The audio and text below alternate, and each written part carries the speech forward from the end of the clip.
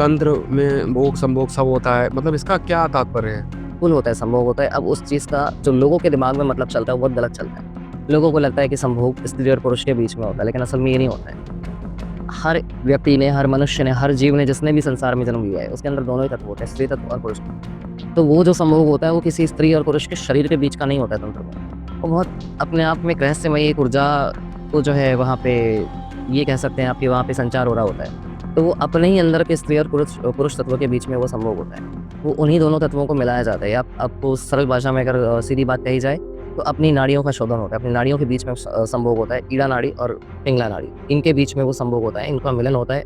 और जो ऊर्जा वहाँ से उत्पन्न होती है, वो सुषुम्ना पर जाकर के टकराती है। उसके बाद आपकी कुंडलिनी ऊपर उठना शुरू होती है। तंत्र में असल संभोग का ये मतलब होता है, ना कि ये कि अपनी वासनाओं को पूरा जी, करना। बिल्कुल। तो महाराज जी, अक्सर देखा जाता है और ये मिथ्य फैला हुआ है समाज में कि अघोरी जो है वो मुर्दा वगैरह का भक्षण करते हैं। क्या ये वाकई में सत्य है और ऐसा क्यों होता है? लोगों को लगता है कि सरल का मतलब है बहुत आसानी से जान लेना, लेकिन इस सरलता को जानने के लिए बहुत से रहस्यों से गुजर के आना पड़ता है। तो ये चीज़ होती है। लेकिन अघोर का मतलब कोई बुरा नहीं होता है, कोई डराना नहीं होता है, कोई इस चीज़ का ये मतलब नहीं होता है कि हम किसी को डराएं या फिर किसी को इस तरह से समाज में एक गलत जो है संदेश पहुंचाएं। इसका अपना एक मूल रहस्य होता है। और जो है शव का भक्षण करने का रहस्य होता है कि शमशान में रहना, शमशान में ही जो है साधनाएं करना, वही चीज़ें करना। तो वहाँ पे हम भोजन की व्यवस्थाओं को ढूंढने में अपना समय नहीं व्यर्थ कर सकते हैं। इसलिए गुरु आदेश होते हैं कि आपको जो मिल जाए आप खा लीजिए। जैसे कि इसका एक सबसे बड़ा उदाहरण, जो पूछते हैं कि ऐसा कारण जो है, कारण कुछ नहीं होता है। सिर्फ इतना होता है कि समय बचाने का काम होता है और अपने ईश्वर को समय देने का काम होता है, अपनी साधनाओं में समय देने का काम होता है। तो इसलिए उस समय को बचा करके ये सब किया जाता है। और वैसे भी शमशान में और कोई चीज़ ऐसे मिलती नहीं इतनी आसानी से। जो शव के जो उस समय अंतिम संस्कार के समय पिंड जो किए जाते हैं, तो वहाँ पर जो पिंड के गोले होते हैं, वो भी अधिकार होता है हमें भक्षण करने का।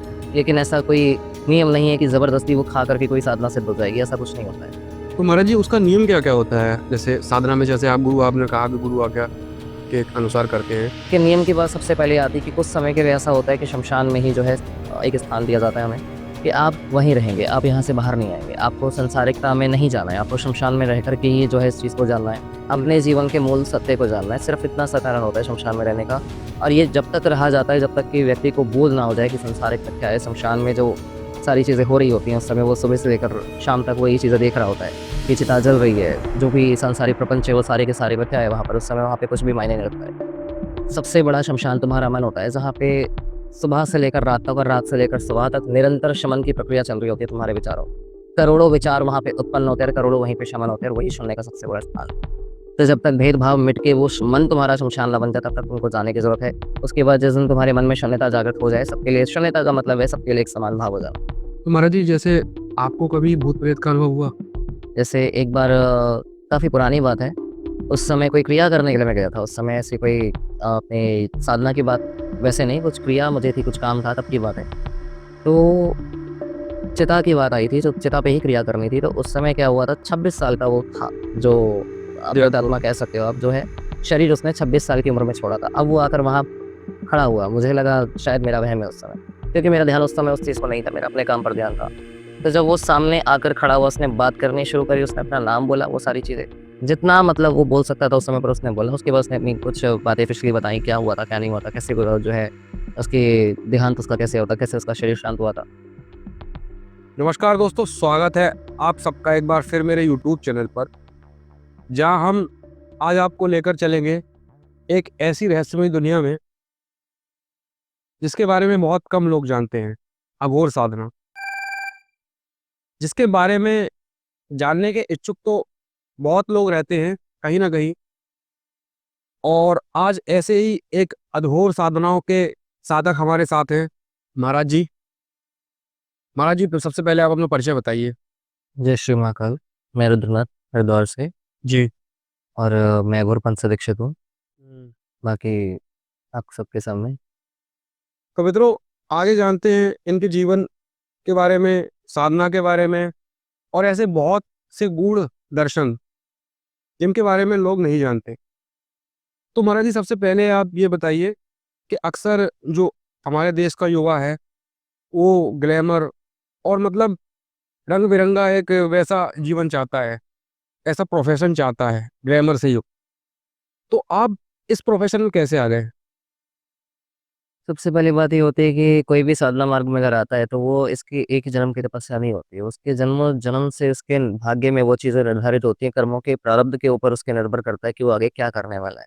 जी।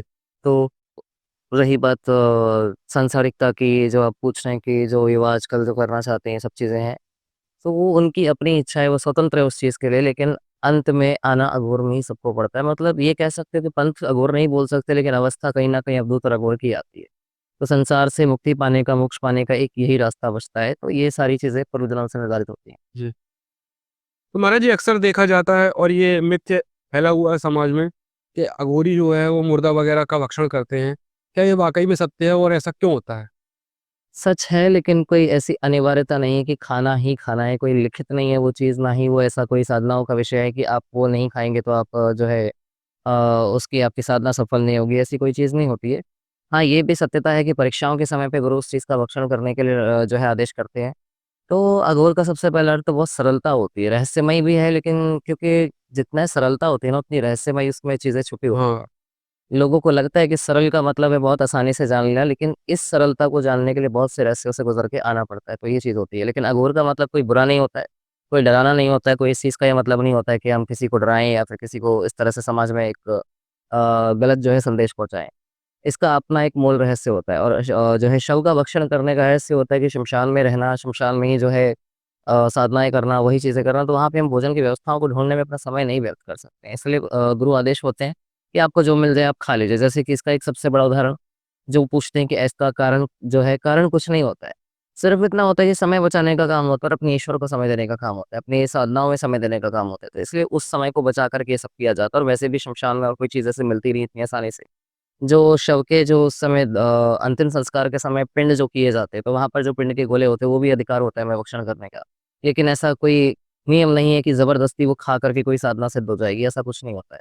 और इस चीज़ का सबसे बड़ा उदाहरण जो प्रस्तुत किया था, भले ही उन्होंने पंथ के हिसाब से नहीं किया था, लेकिन वहाँ पे उन्होंने इस चीज़ को जो है प्रमाणित किया था, वो है श्री स्वामी श्री रामकृष्ण परमहंस जी। जब उन्होंने अपने शिष्य श्री विवेकानंद जी को ये बात कही थी कि अगर आप जो है कहीं भी आप जाते हैं, आप विदेश जाएँगे, आप प्रचार करेंगे, धर्म का आप जो है विस्तार करेंगे, तो उस समय पे आपको अगर मांस भी मिलता है, तो आप निसंकोच होकर के उस चीज़ को भक्षण करेंगे, ग्रहण करेंगे। तो उन्होंने ये नहीं कहा था कि आप ये देखिए कि पहले वो शाकाहारी है कि मांसाहारी। अघोर का मतलब होता है सारे भेदभाव मिटा देना। तो भेदभाव मिटाने की बात होती है, उसमें ऐसा कोई दोष नहीं होता है, ऐसी कोई चीज़ नहीं होती है। लेकिन हाँ, ये किसी को नहीं कहा जाता है कि सांसारिक लोग भी, गृहस्थ लोग भी इस चीज़ को भक्षण करें, क्योंकि उनको वो चीज़ अधिकृत नहीं होती, क्योंकि हमारा पहले से पिंडदान हो चुका होता है। तो शमशान तत्व साथ में होता है, तो इसलिए हमें कोई इस चीज़ की दिक्कत नहीं होती है। लेकिन अगर कोई गृहस्थ इस तरह का जो है क्रियाकलाप करेगा, तो ज़रूर उसके घर में जो दिक्कतें आनी शुरू हो जाएँगी, और कुछ लोग देखा-देखी करते हैं, इसलिए ये चीज़ नहीं करनी चाहिए। तो महाराज जी उसका नियम क्या-क्या होता है? जैसे साधना में जैसे आप गुरु आपने कहा कि गुरु आज्ञा के अनुसार करते हैं, तो क्या-क्या नियम होते हैं?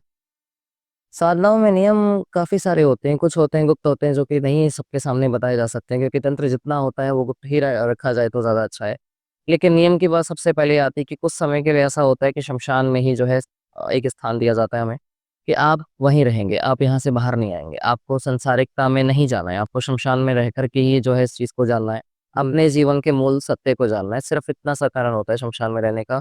और ये जब तक रहा जाता है, जब तक कि व्यक्ति को बोध ना हो जाए कि संसारिक मिथ्या है, शमशान में जो सारी चीज़ें हो रही होती हैं, उस समय वो सुबह से लेकर शाम तक वो यही चीज़ें देख रहा होता है, कि चिता जल रही है, जो भी सांसारिक प्रपंच है, वो सारे के सारे मिथ्या है वहाँ पर, उस समय वहाँ पे कुछ भी मायने नहीं रखता है। चाहे कोई राजा हो या रंक हो, वो एक ही शैया पर उसका बिस्तर वहाँ पे लग रहा होता है, उसका काम, क्रोध, मद, लोभ, मोह सब कुछ वहीं पर जल रहा होता है, तो वहाँ पे एक सत्यता का आभास होता है, एक वैराग्य की उत्पत्ति होती है मन में व्यक्ति के, जो भी साधक वहाँ पे बैठता है। तो उस समय उसके मन में वैराग्य जगाया जाता है, और जब तक वो वैराग्य पूर्ण रूप से ना जग जाए, तब तक शमशान साधनाओं के निर्देश होते हैं।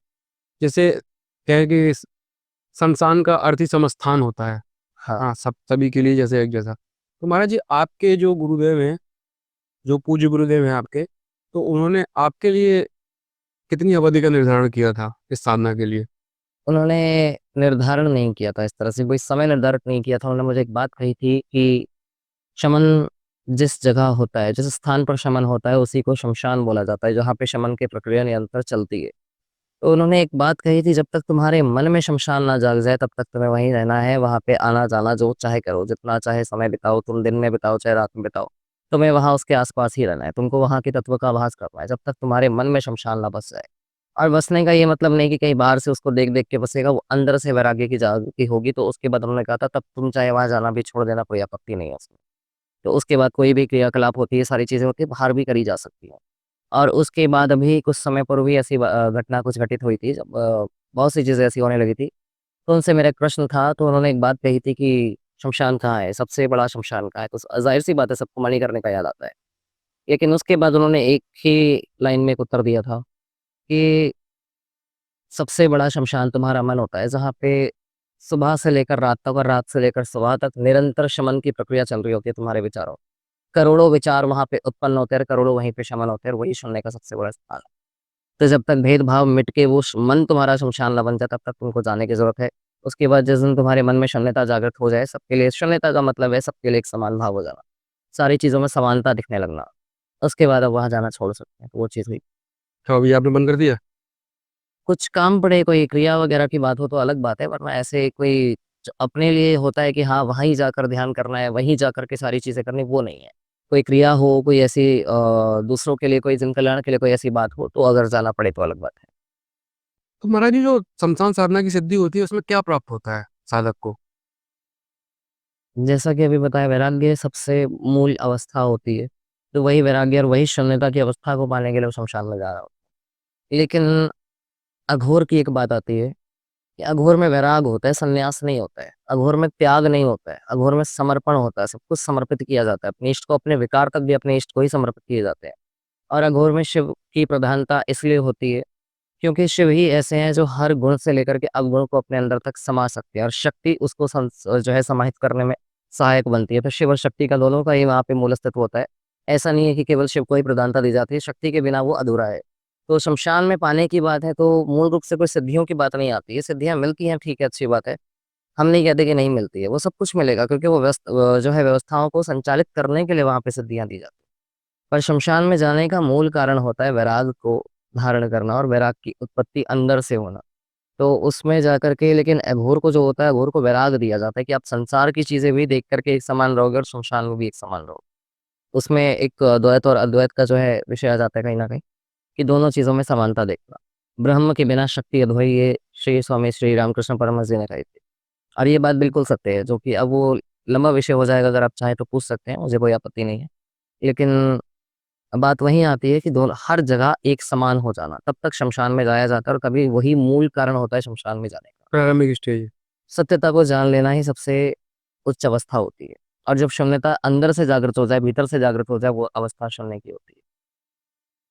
महाराज जी, मैंने काफी लोगों से सुना है, आपके भी एक वीडियो के माध्यम से सुना है, तंत्र में भोग संभोग सब होता है, मतलब इसका क्या तात्पर्य है? लोग कहते हैं। तंत्र कहीं बैठकर भी किया जा सकता है, तंत्र शमशान में भी होता है, बिल्कुल होती है। शमशान में सिद्धियाँ होती है, सिद्धियों की आप बात करोगे तो तंत्र में आजकल लोग जाते ही सिद्धियों के लिए हैं। और सिद्धियों की बात आएगी तो आप कोई उसका अंत नहीं है। आप कितनी ही चाहे सिद्धियाँ करते रहोगे, वो कभी खत्म नहीं होंगी, लेकिन जितनी आप करते रहोगे, वो आपके मोक्ष के रास्ते में बाधा बनती रहेगी।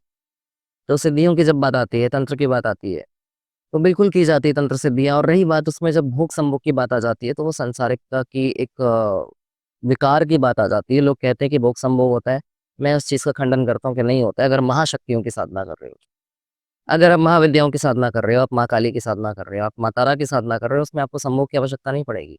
रामकृष्ण परमहंस जी इतने बड़े उपासक रहे हैं, उन्होंने कभी इस चीज़ का सहारा नहीं लिया। वामदेव जी इतने बड़े उपासक रहे माँ तारा के, उन्होंने कभी इस चीज़ का सहारा नहीं लिया। तो फिर हम कौन होते हैं बोलने वाले कि संभोग के बिना तंत्र अधूरा है? बिल्कुल होता है, संभोग होता है। अब उस चीज़ का जो लोगों के दिमाग में मतलब चलता है, वो बहुत गलत चलता है। लोगों को लगता है कि संभोग स्त्री और पुरुष के बीच में होता है, लेकिन असल में ये नहीं होता है। हर व्यक्ति ने, हर मनुष्य ने, हर जीव ने, जिसने भी संसार में जन्म लिया है, उसके अंदर दोनों ही तत्व होते हैं, स्त्री तत्व और पुरुष तत्व। तो वो जो संभोग होता है, वो किसी स्त्री और पुरुष के शरीर के बीच का नहीं होता है तंत्र में। वो बहुत अपने आप में एक रहस्यमयी एक ऊर्जा को जो है वहाँ पे, ये कह सकते हैं आपके वहाँ पे संचार हो रहा होता है। तो वो अपने ही अंदर के स्त्री और पुरुष पुरुष तत्व के बीच में वो संभोग होता है। वो उन्हीं दोनों तत्वों को मिलाया जाता है। आप आपको सरल भाषा में अगर सीधी बात कही जाए, तो अपनी नाड़ियों का शोधन होता है। अपनी नाड़ियों के बीच में संभोग होता है। ईड़ा नाड़ी और पिंगला नाड़ी, इनके बीच में वो संभोग होता है, इनका मिलन होता है। और जो ऊर्जा वहाँ से उत्पन्न होती है, वो सुषुम्ना जाके पर जाकर के टकराती है। उसके बाद आपकी कुंडलिनी ऊपर उठना शुरू होती है। तंत्र में असल संभोग का ये मतलब होता है, ना कि ये कि अपनी वासनाओं को पूरा जी करना। बिल्कुल। तो महाराज जी, जैसे आपको कभी भूत प्रेत का अनुभव हुआ? बहुत सी चीज़ें ऐसी होती रहती हैं, लेकिन एक चीज़ सत्य है कि जैसे-जैसे आपका ऑरा मजबूत होता जाएगा, आपका आभामंडल जो है इतना प्रबल होता जाएगा, आपको ये सारी चीज़ें दिखनी बंद हो जाएँगी अपने आस-पास। अगर आप देखने की कोशिश करोगे तो बिल्कुल आपको दिखाई देंगी, ऐसा नहीं कि नहीं दिखेंगी। लेकिन ये चीज़ें आपके आस-पास भटकना बंद कर देंगी उस समय। शुरुआती तौर पर जब एक साधक जो है, चाहे वो शमशान जाकर करे, चाहे वो अपने घर में बैठकर करे, चाहे किसी नदी किनारे करे, किसी भी स्थान पर अगर वो साधना करता है, अगर किसी उग्र विद्या की करता है, तब तो ज़्यादा होती है उसको ये चीज़ें। और अगर जो है सौम्य शक्तियों की भी साधना करता है, तो कई बार ऐसे अनुभव उसको हो जाते हैं, अगर उसके साथ पहले से कोई ऐसी चीज़ हो या उसके आस-पास उसके वातावरण में कोई ऐसी चीज़ हो, तो बिल्कुल होते हैं। अब रही बात भूत-प्रेत के आभास की, तो आम बात है, वो होते रहते हैं, वो कोई इतनी बड़ी बात नहीं। किसी उदाहरण उसको बताइए किसी अपनी कहानी के बारे में, जो आपने किया हो अनुभव?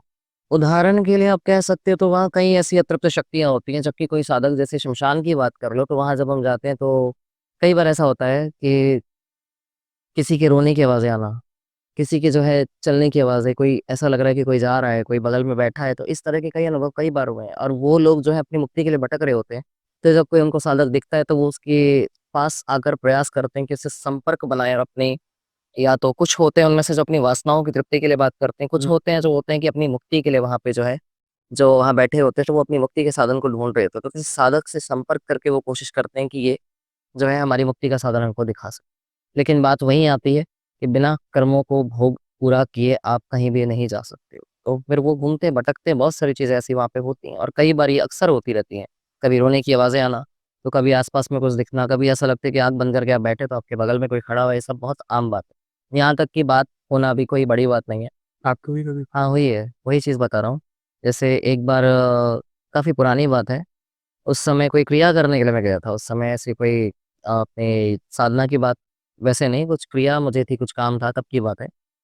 तो चिता की बात आई थी, जो चिता पे ही क्रिया करनी थी, तो उस समय क्या हुआ था, 26 साल का वो था, जो डेथ हो? प्रेतात्मा कह सकते हो आप, जो है शरीर उसने 26 साल की उम्र में छोड़ा था। अब वो आकर वहाँ खड़ा हुआ, मुझे लगा शायद मेरा वहम है उस समय, क्योंकि मेरा ध्यान उस समय उस चीज़ को नहीं था, मेरा अपने काम पर ध्यान था।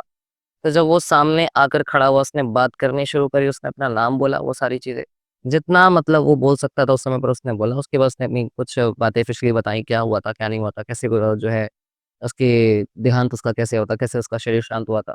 तो वो सारी चीज़ें हुई, उसके बाद में अब कुछ लोग क्या करते हैं, उसमें इन चीज़ों को पकड़ लेते हैं फ़ायदा उठाकर, कि हाँ, अब इसको सिद्ध करके, अब इसको बाँध कर अपने वारी हो जाएँगे, काम लेंगे। लेकिन मैं इस समय ऐसा कुछ नहीं किया था, क्योंकि सबसे बड़ी बात ये आती है, अब कोई अगर ये कहता है कि अघोर में शास्त्रों का मान नहीं रखा जाता है, ऐसी कोई बात नहीं है। कुछ एक चीज़ें जो ऐसी होती हैं, मूल वेदांत जो होते हैं, वो सभी को मानने ही पड़ते हैं। जैसे कि भागवत गीता में लिखा है कि अगर आप जिस योनि की पूजा करोगे, आप उसी में जाओगे, प्रेत की पूजा अगर आप करते हो, तो आप प्रेत गति को प्राप्त होगे। जी। तो अगर मैं उसको वहाँ बाँध के रखता, तो वो मेरे लिए आपत्ति होती है। दूसरी बात, सबसे बड़ी बात, मुझे मुक्ति की चिंता नहीं है, मुझे बात ये है कि मैं किसी की स्वतंत्रता को छीन कर वो अपराध नहीं कर सकता। ये सही बात। तो छोड़ दिया उसको, वो छोड़ दिया क्या, वो अपना आया, बात करी, जो भी हुआ। कुछ चीज़ें थी जो उसने काम की बात करी कि मैं कर दूँगा, मेरे को क्या मिलेगा, इस तरह की चीज़ें भी हुई थी वहाँ पर। मैंने कुछ नहीं बोला, लेकिन मैं इतना बोला कि मुझे इस चीज़ की कोई आवश्यकता नहीं है। हाँ, इतना ज़रूर था कि इसकी मुक्ति के साधन की बात थी, तो माँ से प्रार्थना करके वहाँ बस जो है उसको शरण दिलवाई थी, इससे ज़्यादा मैं कुछ नहीं कर सकता था। और रही बात, अगर मैं इसमें ये कहता हूँ कि मेरा श्रेय है कि हाँ, मैंने वहाँ जो है उसको माँ के चरणों में स्थापित किया, वो मेरी कोई क्षमता नहीं है। वो उसके कुछ अच्छे कर्मों का प्रारब्ध आप कह सकते हो कि हाँ, उसको वहाँ जो है स्थान मिल चुका था। तो उसके बाद मुझे नहीं पता, उसके बाद से मैंने ना पूछा ना देखा। महाराज जी, काली माता और शमशान काली माता में क्या अंतर है? जैसा कि हम जानते हैं अघोर पंथ में और जो भी तंत्र विधाएँ होती हैं उनमें शमशान काली माता की पूजा की जाती है। तो आप इनके बीच अंतर बताइए थोड़ा?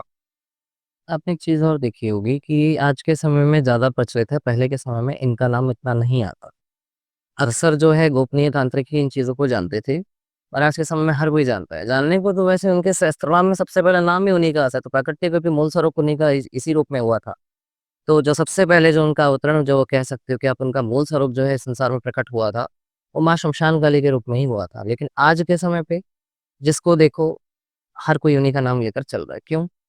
अब डराने के लिए भी कुछ चाहिए, होने के लिए भी कुछ ना कुछ चाहिए, अपनी पब्लिसिटी के लिए कुछ ना कुछ चाहिए ही चाहिए लोगों को। तो वो चीज़ गलत है, जो उनका नाम जो इतना जो है गिराया जा रहा है, एक मतलब कोई भी आप किसी को भी देख लो, हर किसी को आजकल यही लगा हुआ है शमशान काली। जबकि नाम का पूरा अर्थ नहीं पता होगा, उनका रूप स्वरूप नहीं पता होगा, हर किसी को बस उन्हें पूजना है। और बहुत उनको गलत तरीके से जो है आज के समय में समाज में जो है प्रयोग हाँ, वो जो है आपने देखा होगा कि किसी के घर में कुछ नुकसान हो रहा है, तो आजकल के तांत्रिक जो है बता रहे थे शमशान काली के मंत्रों से किया गया है। अब शमशान काली के मंत्रों से किया गया इसका मतलब ये नहीं कि शमशान काली उठ के आएँगे। अब आप एक चीज़ देखोगे देश में कितनी चीज़ें होती हैं, कितने पद होते हैं। प्रधानमंत्री के नीचे कई चीज़ें चलती हैं, कई लोग चलते हैं, कई पद होते हैं। इसका मतलब ये नहीं कि हर काम में वही इन्वॉल्व्ड है। उनका सिर्फ़ इतना है कि उनके नाम से चीज़ें चल रही हैं, लेकिन लोग उँगली उठाने से पहले सोचते नहीं कि गलती किसकी होगी। तो डर वाली बात नहीं है, बात इतनी सी है कि जो माँ शमशान काली की बात आती है, बिना गुरु दीक्षा के, बिना नियमों के, बिना निर्देशों के, बिना जो है जाने-पहचाने, परखे हर चीज़ को जो है नहीं करना चाहिए, किसी चीज़ को नहीं छेड़ना चाहिए। अब वो उनका जो मूल स्थान होता है शमशान में होता है, माँ काली का सबसे पहला मूल स्थान ही शमशान में है, ठीक है? और जो है उनको घर में पूजना वर्जित माना जाता है, बिल्कुल माना जाता है, लेकिन गुरु दीक्षा अगर सही गुरु से हुई है, एक परंपरागत कुल के गुरु से हुई है, तो बिल्कुल पूज सकते हैं। शाक्त संप्रदाय के हों या अघोर पंथ के हों, अगर वो सही काली कुल के गुरु हों, जो भी मतलब कह सकते हो आप सही से उनको पूजते हों, जो उनकी आराधना करते हों, उनको नियम पता हो, तो तभी वो अपने आगे शिष्य को भी दे सकते हैं, अपने आगे चल के, ठीक है? नहीं तो कोई अधिकार नहीं है, ना ही गुरु को अधिकार है बेवजह देने का, जब तक वो पूरा नहीं जानता, ना ही किसी और को अधिकार है बेवजह पूजने का।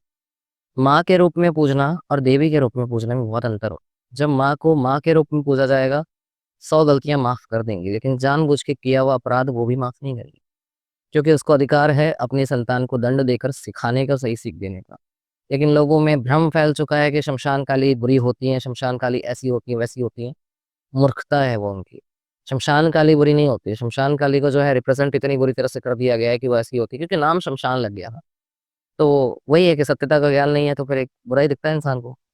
तो अंतर कुछ नहीं है, मूल तत्व दोनों का एक ही और जो प्राकट्य हुआ है सबसे पहले उन्हीं के स्वरूप का है। उनके सहस्त्रनाम का जब पाठ करोगे, तो शुरुआत ही होगी शमशान कालिका शब्द से शुरुआत होगी, उनका पहला नाम ही वहाँ पे वही आएगा। तो और अंतर उग्रता का अंतर रहता होगा।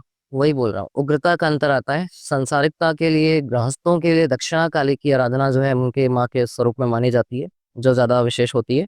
बाकी जो साधक होते हैं, जो आप कह सकते हो कि मूल अघोर साधक हो गए और कुल परंपरा से दीक्षित साधक हो गए, उसमें भी गुरु निर्धारित करेंगे कि आप पूछ सकते कि नहीं पूछ सकते। आप ज़बरदस्ती नहीं पूछ सकते हो, अगर गुरु आपको बोल रहे हैं कि आप साथ देता नहीं इतनी आपके अंदर है कि आप उनको साथ उनको क्या साथ सको, उनकी ऊर्जा को जो है आप धारण कर सको, क्योंकि जब वो आती हैं तो उसके लिए साध्यता चाहिए, उनकी ऊर्जा को साधने के लिए साध्यता चाहिए।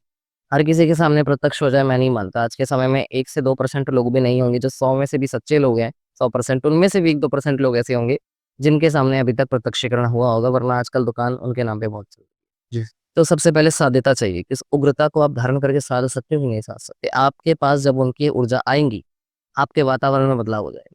आपको कहीं न कहीं ऐसी चीज़ें महसूस होंगी कि वातावरण भी उग्र हो जाएगा, आपके आस-पास के लोगों का वातावरण भी उग्र हो जाएगा, इसलिए घर में पूजने को मना किया जाता है। ज़रूरी नहीं है कि जो है हर कोई पूजे तो हर किसी के लिए सध जाएँ वो, उससे पहले कई साधनाएँ होती हैं, उसके बाद आप उन तक बढ़ते हो। हाँ, माँ के रूप में आप उन्हें देख सकते हो, बिल्कुल देख सकते हो।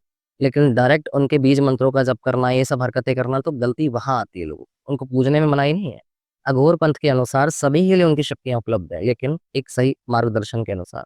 अगर आप बेवजह उनको पूजोगे, बेवजह उनकी जो है गलत विधि से आराधना करोगे, तो नुकसान देगी। शास्त्र सम्मत भक्ति को ही भक्ति बोला जाता है। अगर आप बिना शास्त्रों के ज्ञान के, बिना गुरु के दिए हुए ज्ञान के अगर आप उनकी भक्ति कर रहे हो, वो भक्ति में नहीं आता है, वो मलिन हो जाती है। उसमें आप ही अपना ही नुकसान करा के बैठोगे। अब एक सीधी-सी बात है ना कि आप उनका आवाहन कर रहे हो, पहले वो तो आएँगे नहीं, उनके योगिनी आएँगे, उनके गण आएँगे, उनके पिशाच आएँगे, प्रेत आएँगे, सब चीज़ें आएँगी उनकी। तो वो जो वातावरण को इतना उग्र करेंगे, इसको सँभालने वाला कौन? गुरु होगा ना। तो गुरु की ज़रूरत उसमें सबसे पहले पड़ेगी, कि गुरु बताएगा कि इन चीज़ों को साइड करके कैसे उन तक पहुँचेंगे आप। और इनको साइड करने का मतलब ये नहीं कि इनको हटा दिया, इनको शांत करते हुए आगे बढ़ना होता है। अब पहली सीढ़ी चढ़े बिना ऊपर की सीढ़ी नहीं चढ़ सकते। तो एक शांत और उग्रता का अंतर आता है, सौम्यता का, उग्रता का अंतर आता है। वो नग्न अवस्था में वो रक्त जिह्वा, उनकी रक्त से जिह्वा लाल होती है, ठीक है? दिगंबरी उनको बोला जाता है। केश उनके बिखरे हुए होते हैं, ये माना जाता है। लेकिन जब एक संतान के सामने वो एक माँ के स्वरूप में आती है, बच्चे के सामने माँ कैसी भी उसको डर नहीं लगता। उसको एक माँ का ही आभास होता है, उसको एक प्रेम का आभास होता है, तो उसको नहीं फ़र्क पड़ता कि माँ कितनी विकराल है, कितनी उग्र है। और वो अपनी संतान के आगे वैसे भी विकराल होके क्यों ही आएगी, वो शांत होकर आएगी, लेकिन वो भाव जुड़ा हुआ इतना होना चाहिए, इतना प्रबल होना चाहिए, कि अब वो आपके सामने माँ के रूप में आए। वरना वो संहार की शक्ति मानी जाती है, तो लेकिन ऐसा नहीं है कि हमेशा ही संहार करती रहती है, वो अपने संतान के शत्रुओं का नाश करती है, ना कि अपनी संतान का नाश करती है। शत्रुओं के नाश में भी ऐसा नहीं है, क्योंकि सारी ही संतान उन्हीं की है। हर संसार में जितने भी जीव हैं, हर जीव उन्हीं का है। तो सबकी ही माँ है वो तो। एक हमारे लिए कोई शत्रु एक बार को हो सकता है, लेकिन उसके लिए कोई शत्रु नहीं होगा। उसके लिए जो शत्रु है, उसके विकार उसके लिए शत्रु हैं। सामने उसमें कितना विकार है, वो उसके लिए शत्रु है। उसके अंदर शत्रुता का भाव नहीं है, उसके अंदर संघार का भाव है, तो संघार विकारों सा करती है, ना कि संहार अपनी संतान का करती है। तो अंतर की बात जब आती है, तो गृहस्थों को जो है निर्देश दिया जाता है कि आप पहले दक्षिणा काली की आराधना करें, और एक पूज्य कुल के जो है सही साधक के अंतर्गत आप उनके निर्देश अनुसार जब चलते हैं, उनको गुरु धारण करके, तो आप बेशक पूछ सकते हैं। लेकिन आज के समय में जो बैठे हैं ना छोटे-छोटे, जिनको पता ही नहीं है, अपमान करने वाली बात नहीं है। बात इतनी सी कि अधूरा ज्ञान अपना तो नाश करता ही करता है, सामने वाले का भी कर देता है। तो वो चीज़ गलत है। तो घर में अगर रह रहे हैं, तो बिल्कुल शांत स्वरूप में आप उनको पूजिए, दक्षिणा काली रूप में पूजिए। लेकिन लोगों को आजकल क्या हो रखा है, नहीं वो अट्रैक्टिव लगती हैं, क्योंकि तंत्र की देवियाँ तो अट्रैक्टिव जो है अट्रैक्टिव उनसे ज़्यादा होते हैं। तो दक्षिणा काली माँ की ही आराधना रामकृष्ण परमहंस जी ने भी की। तो ऐसा नहीं है कि वो ग्रह है तो वही जो है आपके जो है आपको सँभाल सकती हैं, सब कर सकती हैं। उनको आवश्यकता पड़ेगी, तो वही दक्षिणाकाली रूप से शमशानकाली का रूप में अवतरित होकर आएँगी। आपको उनको ज़बरदस्ती छेड़ने की ज़रूरत नहीं है। आप दीक्षित हो, आपके गुरु का आदेश है, निर्देश है, आपको पूरी अनुमति है पूर्ण रूप से। आपको समझाएँगे क्या करना है, कैसे करना है, कैसी चीज़ें करनी है, तब आप बिल्कुल कर सकते हो। लेकिन जब इनकी आराधना करी जाती है, तो वातावरण में कई चेंजेस होते हैं, कई सारे बदलाव आते हैं। उनको साधने की क्षमता भी आपके अंदर होनी चाहिए। और गृहस्थ में रहने वाले को इसके लिए ज़्यादा मना किया जाता है, अपने साथ-साथ अपने कुल का नाश कर लेता है वो उस समय। क्योंकि छोटी-सी गलती और उसमें सर्वनाश निश्चित है। अगर कोई भी गलती ऐसी करी जाती है तो। बिना गुरु, गुरु होंगे तो समझाएँगे पहले कि किस तरह सब कुछ साधना है। क्योंकि गृहस्थ का जो है सबसे पहला दायित्व अपने घर गृहस्थ को सँभालना होता है। उसको ये भी देखना पड़ता है कि वो किसी चीज़ को अगर कर रहा है, तो उसका उसके परिवार वालों पर क्या असर पड़ने वाला है। उसके घर परिवार पर क्या जो है क्या असर पड़ेगा, उसके आस-पास वालों के समाज पे क्या असर पड़ेगा। तो वो चीज़ गलत है, क्योंकि उसमें फिर बदनाम कोई नहीं होता, ये तो नहीं होते, इनसे ज़्यादा माँ हो जाती है। माँ का स्वरूप बदनाम हो जाता है, वो गलत चीज़ है। वो इतनी करुणामयी, ममतामयी उस रूप में भी है, जितनी वो शांत स्वरूप में है, उतनी ही वो उस रूप में भी है। है तो वही है वो। रूप अलग-अलग बदल लिए उसने, इसका ये मतलब नहीं है कि उसकी ममता खत्म हो गई। उतनी ही ममतामयी है, उतनी ही करुणामयी है। अघोरी उसके पीछे पागल रहता है, क्योंकि वो वैराग्य दान करती हैं, उसके बाद वो अपने में ही लीन करती हैं। और सबसे पहली बात, जिन लोगों को लगता है कि श्मशान काली मूल रूप से श्मशान में आसन ग्रहण करती हैं, बेशक करती हैं। ऐसे तो महाकाली के प्रेत पे आसन ग्रहण करती हैं। और जो माँ श्मशान काली का जो स्थान होता है, वो शव पर आपने देखा होगा कि एक शव लेटा हुआ है, इसके ऊपर वो खड़ी हुई है। और उनका जो पाँव होता है, वो साधक के वक्षस्थल पर होता है। शव के वक्षस्थल पर होता है, जो कि उसके हृदय पर होता है, वहाँ पर वो हृदय पर वास करते हैं। तो वो गलत नहीं है। उनको पूजने का तरीका सही होना चाहिए, भाव सही होना चाहिए। और सबसे पहली बात, माँ श्मशान काली की आराधना से कुछ नहीं होता है, ऐसा जो नुकसान वाली बात है, वो उनसे नहीं होता है। वो साधक के भाव पे निर्भर करता है। अगर वो इसलिए पूज रहा है कि हमारे समस्त शत्रुओं का नाश हो जाए, वो भी अकारण, वो खुद ही शत्रुता करके बैठा है और खुद ही उनकी आराधना करके जाके बोल रहा है नाश कर दो, तो वो साधक का नाश करेगी, ना कि शत्रुओं का करेगी। गलती जिसकी होगी वो महादंड देगी।